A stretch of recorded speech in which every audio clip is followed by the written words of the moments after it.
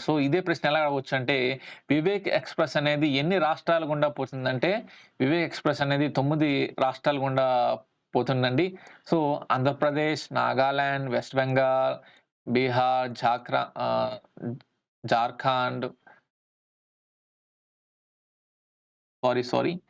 Andhra Pradesh, Nagaland, west Bengal, Bihar, Jharkhand, Odisha, Andhra Pradesh, Kerala, Tamil Nadu. So, 9 రాష్ట్రాల గుండా ఈ యొక్క ట్రైన్ పోతుందండి. ఈ వివేక్ ఎక్స్‌ప్రెస్ అనేది ఎప్పుడు ప్రారంభించబడింది? ఏ సంవత్సరంలో ప్రారంభించబడిందని మనకు అడుగుతారు. సో, ఇప్పుడు ఆన్సర్ వచ్చిందంటే నవంబర్ 2011లో నవంబర్‌లోని 19వ తారీఖున ఈ యొక్క వివేక్ ఎక్స్‌ప్రెస్ అనేది స్టార్ట్ అయింది.